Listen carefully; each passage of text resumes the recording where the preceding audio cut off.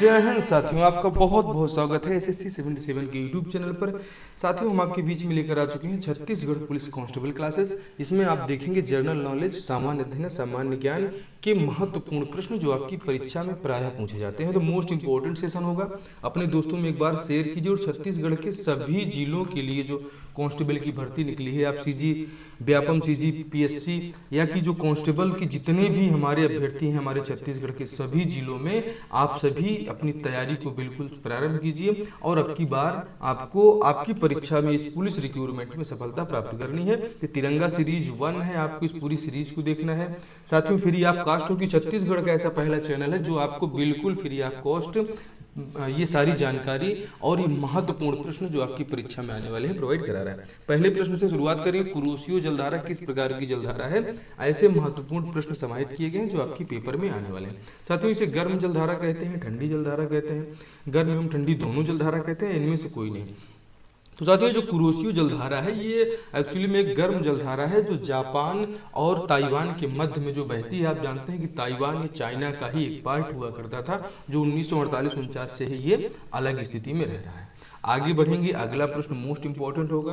प्रधानमंत्री जनधन योजना की शुरुआत कब हुई? ऐसे प्रश्नों को आपको जरूर याद रखना है। 15 अगस्त 2014 जब प्रधानमंत्री जी इसकी घोषणा करते हैं, ऑप्शन ए में दिया गया है। 28 अगस्त 2014 या 16 सितंबर 2014 या 1 मई 2014। साथियों, इस प्रश्न का जो सही उत्तर एक्चुअली में होता है तो वो 28 अगस्त 2014 होता है, लेकिन जो इसकी घोषणा की गई थी 15 अगस्त को की गई थी। आप जानते हैं 16 सितंबर 2014 से तो कोई मतलब नहीं, लेकिन 16 सितंबर को विश्व ओजोन दिवस मनाया जाता है और 1 मई को आप विश्व मजदूर दिवस के रूप में मनाते हैं। आगे बढ़ेंगे। अकबर ने किसे कबीरा या कबीराज की उपाधि दी थी? अकबर आप जानते हैं मुगल सम्राट, और अकबर और बीरबल की कहानियां बहुत हम लोग चर्चा में रहते हैं, देखते हैं उनके। तो अकबर के जो नवरत्न थे उन्हीं में से एक हैं आपके मुल्ला दो प्याजा या कि बीरबल, जहांगीर या हुमायूं।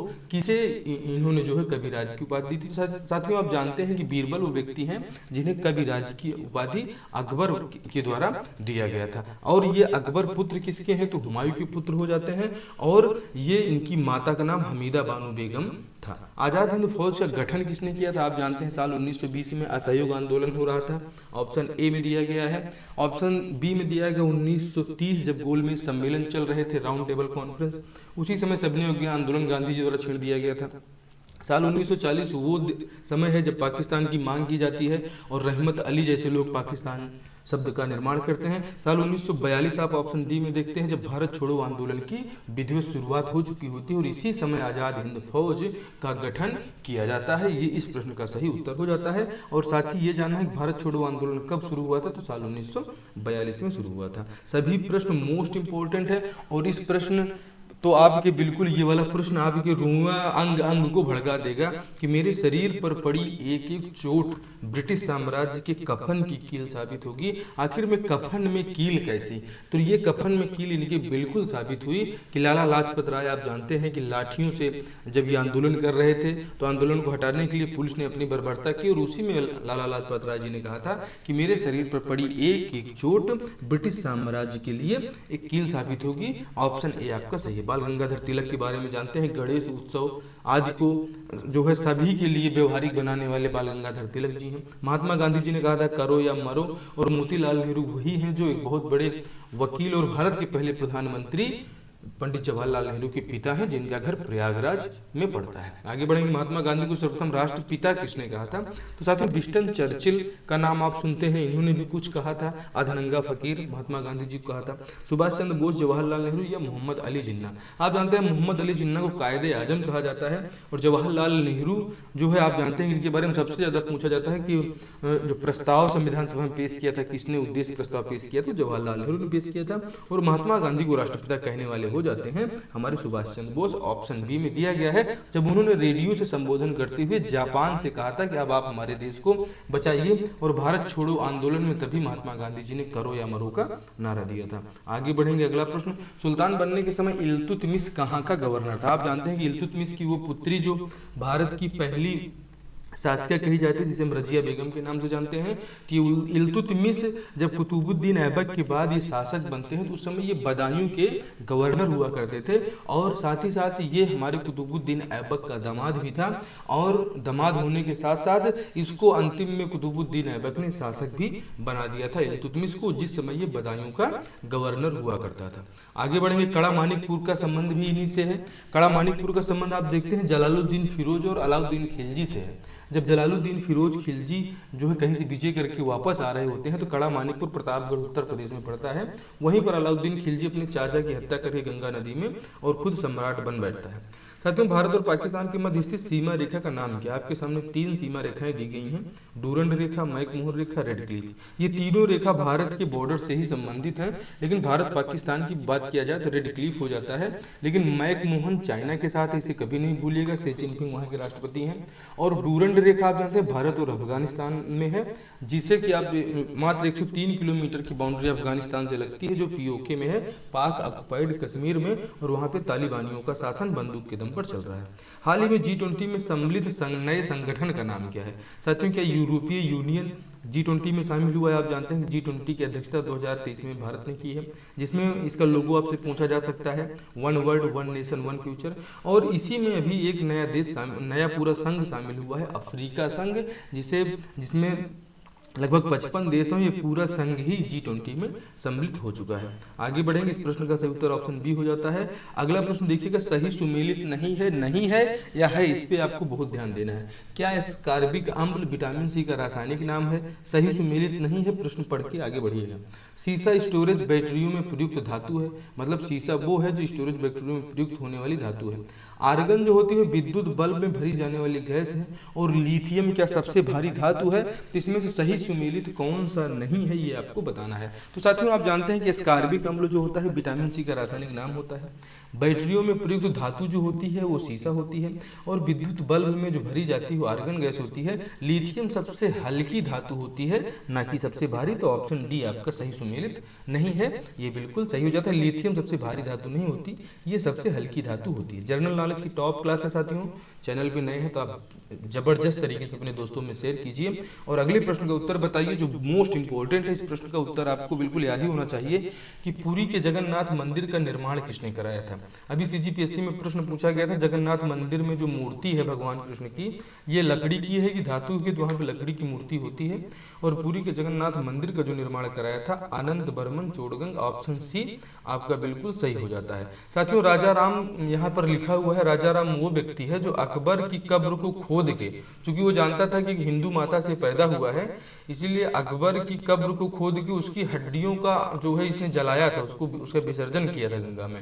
तो अनंत बर्मन चोड़गंग पुरी के जगन्नाथ मंदिर का निर्माण करने वाले शासक हैं। और राजा राम ने अकबर की जो मिट्टी थी उस मिट्टी को खोद के, उनकी कब्र से खोद के उनको निकाला और उनकी हड्डियों को बाकायदे जो है हिंदू रीति रिवाजों से उसे जलाया था। जो चित्रकला के शत्रु हैं मैं उनका शत्रु हूँ, यह कथन निम्न में से किस बादशाह ने कहा था? क्या बाबर ने कहा था, जो मुगल साम्राज्य के पहले और संस्थापक व्यक्ति हैं, जो 1526 में पानीपत के युद्ध से बहुत जाने जाते हैं? हुमायूं के बारे में आप जानते हैं, बाबर का पुत्र था, और अकबर उसका भी पुत्र था, और जहांगीर उसका पुत्र था। तो कौन है ऐसा जो चित्रकला का स्वर्णकाल कहा जाता है उसके समय को?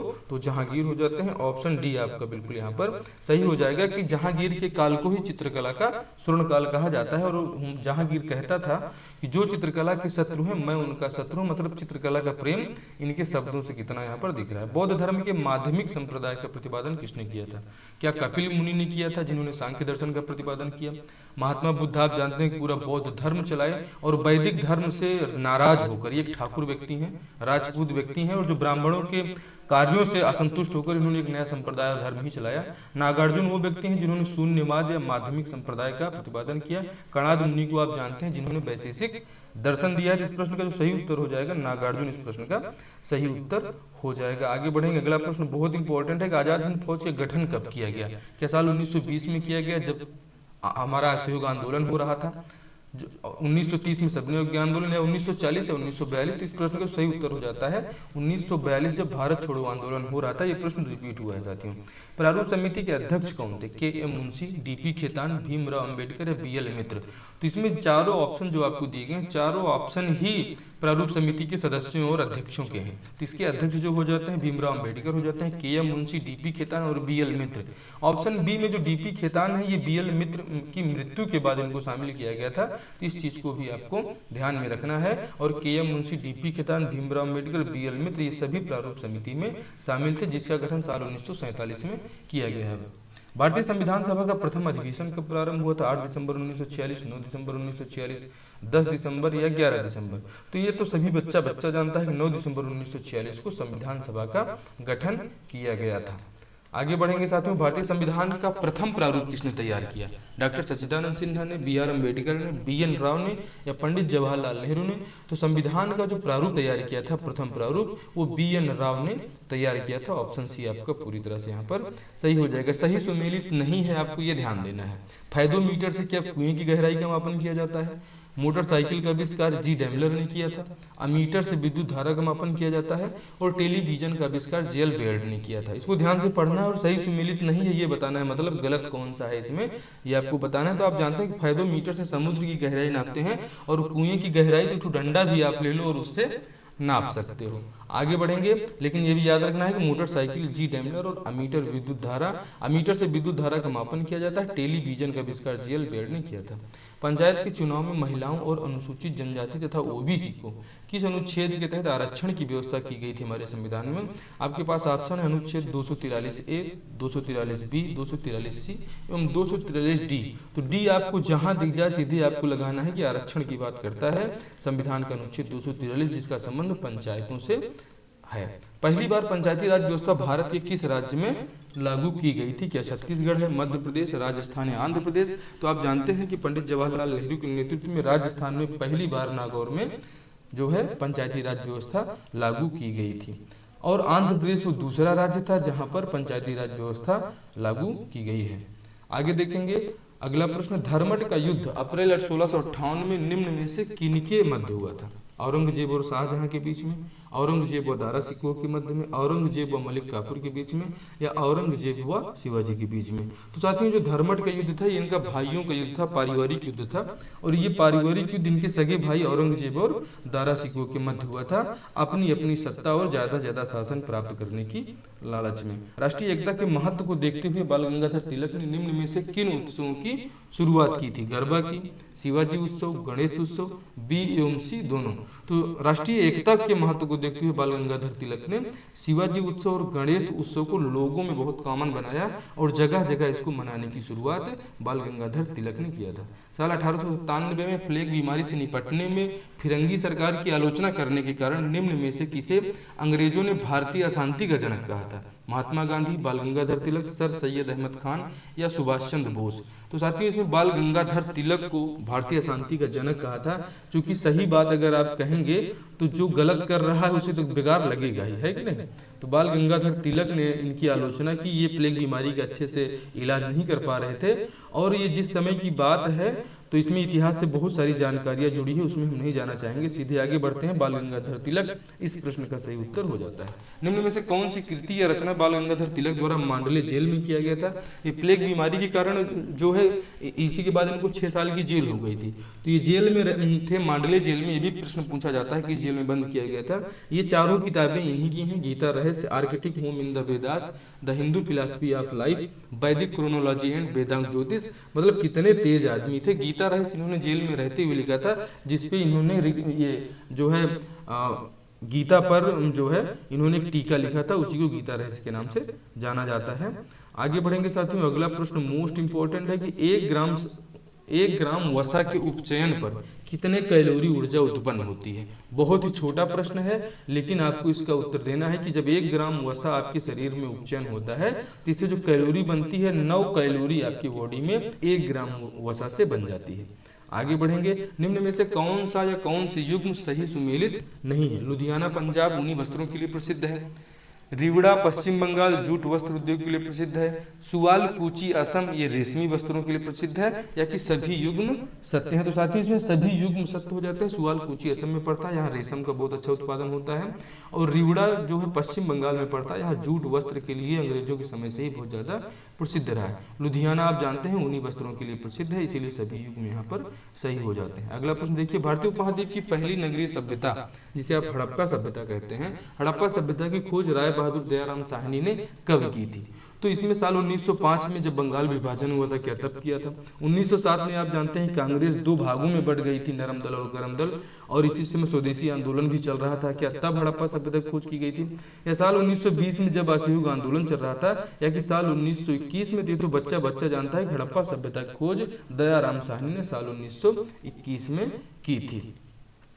हाल ही में इजराइल और हमास के जंग के बीच फंसे भारतीयों को निकालने के लिए चलाए जाने के लिए भारतीयों को निकालने के लिए चलाए जाने वाले ऑपरेशन चलाए जाने के लिए कौन सा ऑपरेशन लॉन्च किया गया था? Operation Durga, operation Ajay, operation Vijay, operation Polo. तो जो इजराइल और हमास के बीच अभी जंग चल रही है साथियों, इसमें ऑपरेशन अजय नाम दिया गया है भारतीयों को इजराइल और हमास या फिलिस्तीन से निकालने के लिए। आगे बढ़े, अगला क्वेश्चन मोस्ट इंपोर्टेंट आपके सामने आने वाला है, और इस प्रश्न का उत्तर आप बताइए। धर्मठ के युद्ध, इसको आप देख चुके हैं साथियों। ये सभी प्रश्न कैसे लगे, मोस्ट इंपोर्टेंट, ये क्लास 1 थी तिरंगा सीरीज की। इसे जरूर अपने दोस्तों में अच्छी तरीके से शेयर कीजिए, और चैनल पे नए हैं तो सब्सक्राइब कीजिए। अगर आपको इसका पीडीएफ चाहिए, SSC 77 पर आइए, टेलीग्राम में लिखिए, वहां से आपको इसका पीडीएफ मिल जाएगा। बहुत बहुत धन्यवाद आपका। स्वस्थ रहें, मस्त रहें।